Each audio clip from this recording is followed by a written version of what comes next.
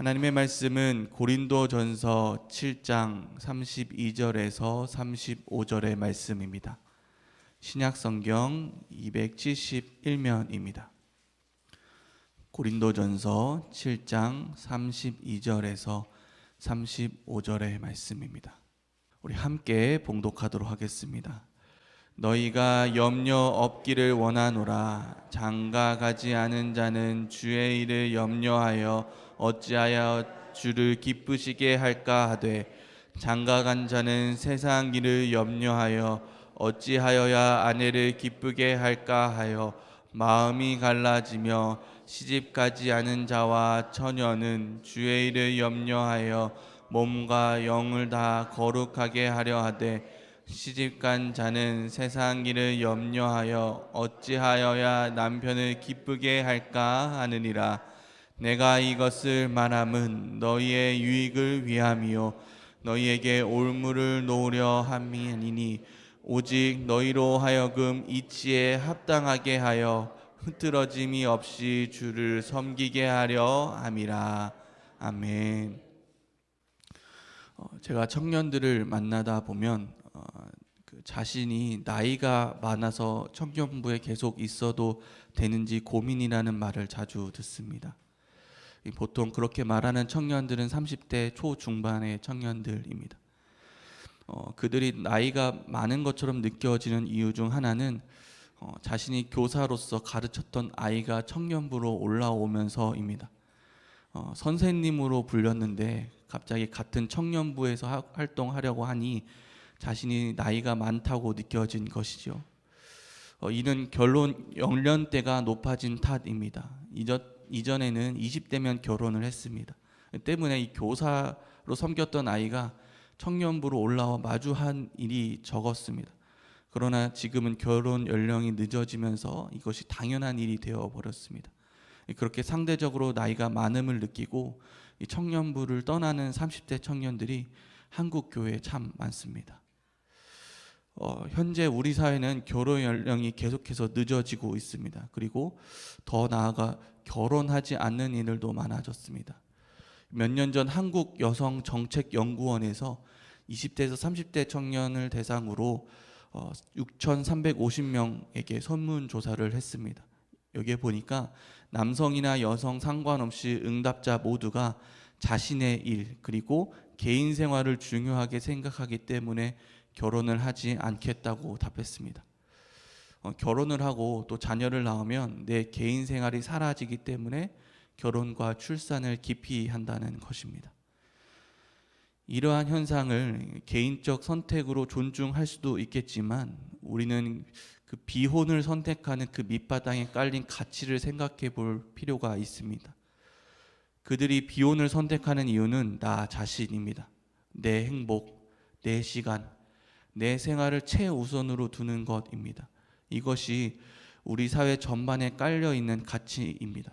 섬김과 헌신은 싫고 오로지 나를 위한 삶을 누리고자 하는 것, 어쩌면 비혼주의보다 그리스도인으로서 더 경계해야 될 가치관일지도 모르겠습니다. 오늘 우리가 읽은 고린도 교회에도 이 비혼자들의 문제가 있었던 것 같습니다. 그래서 비혼자들이 결혼을 해야 하는지 아니면 그냥 독신으로 살아야 하는지에 대해 누군가 바울에게 질문을 했던 모양입니다. 이에 대해서 바울이 오늘 본문을 통해 이렇게 답변하고 있습니다.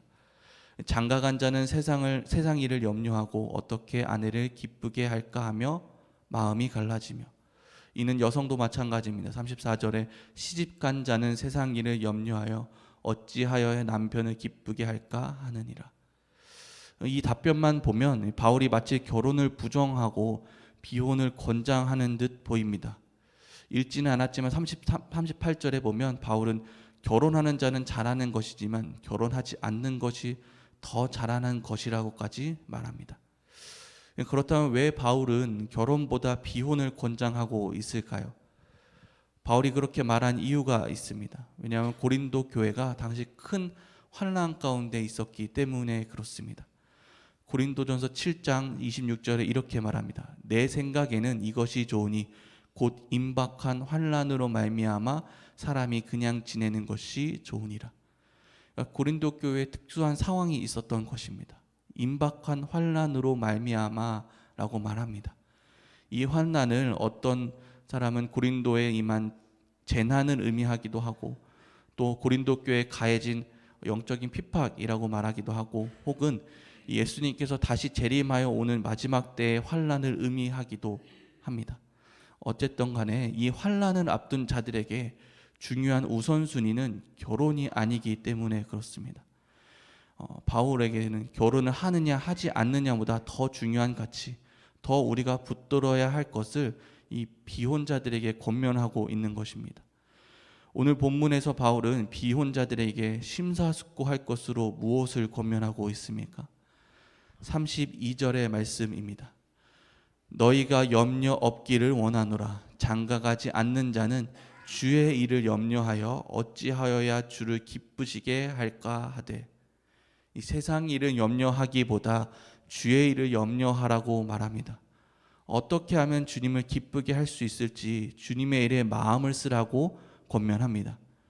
이것이 비혼자가 기혼자보다 가질 수 있는 장점입니다. 이 기혼자는 임박한 환난 속에서 배우자를 더 신경 써야 하고, 또 자녀들도 신경 써야 합니다. 바울의 말처럼 마음이 갈라질 수 있는 부분이 있습니다. 그러나 비혼자는 그것들을 염려할 이유가 없습니다. 때문에 오로지 주님의 일을 염려할 수 있고 주님의 일에 마음을 쓸 수 있습니다. 이것이 바울이 강조하는 내용입니다. 결혼하느냐 하지 않느냐보다 더 중요한 가치이기 때문입니다. 주님의 일에 힘쓰는 것, 주님을 기쁘시게 하는 것, 이것은 단순히 또 비혼자들에게만 해당하는 사항이 아닙니다. 이는 기혼자도 또 누구도 모두에게 해당하는 말 아니겠습니까? 지금 내가 있는 위치에서 어떻게 주님의 일을 할 수 있을까?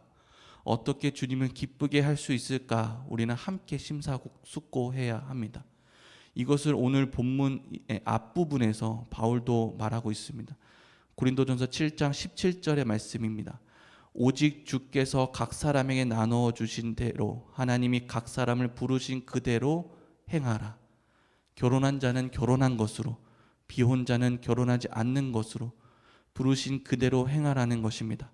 다만 지금 임박한 환난이 있으니 지금은 결혼보다 주의 일에 마음을 쓸까 하는 것이 더 중요하다고 권면하고 있는 것입니다. 이처럼 비혼자들이 주님을 기쁘게 하는 일에 마음을 써야 하는 이유가 무엇입니까? 35절의 말씀입니다. 내가 이것을 말함은 너희의 유익을 위하며 너에게 올무를 놓으려 함이 아니니 오직 너희로 하여금 이치에 합당하게 하여 흐트러짐 없이 주를 섬기게 하려 함이라. 아멘. 이는 바울은 비혼자들의 유익을 위함이라고 말합니다. 흐트러짐 없이 주를 섬기게 하기 위함입니다. 비혼이 주의 일에 마음을 집중할 수 있다는 그 장점만 있는 것이 아닙니다. 결혼을 하면 배우자나 자녀에게 신경을 써야 하는 수고가 있듯이 비혼자에게도 어려움은 있습니다. 가정을 신경 쓰지 않아도 되어서 마음이 갈라지는 방해가 없는 만큼 더 주의 일에 힘써야 하는데, 자칫하면 이를 나를 위한 것으로 여길 수 있기 때문입니다. 우리는 먹든지 마시든지 다 하나님의 영광을 위하여야 하는 사람입니다. 우리는 우리를 부르신 그 자리에서 주의 일을 힘쓰는 사람이어야 합니다. 주님의 일은 무엇입니까? 하나님을 사랑하고 이웃을 사랑하는 것입니다. 근데 현재 젊은 세대의 비혼의 목적은 무엇입니까? 내 행복, 내 시간을 위함입니다. 그저 희생하고 싶지 않아서 내 삶을 영위하기 위함입니다. 그러나 그리스도인이라면 이 비혼의 목적도 달라야 합니다. 결혼의 목적이 사랑이듯 그리스도인의 비혼의 목적 역시 사랑이어야만 합니다.